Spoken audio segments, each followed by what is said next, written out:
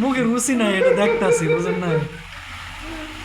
ডাল দিয়া বলে দি ভাই, মুখে রুচি নাই। না থাকলে খাবা কি দিয়ে? আল্লাহ, ভাত তো আছে না।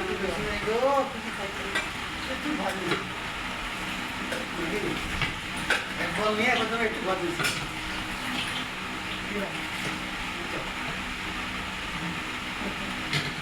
একবার নিয়ে খাওয়ান, একটু একটু ভাত নিয়েছি আর ডাল দিয়েছি। শহীদরে ডাক দিন, শহীদ আইব।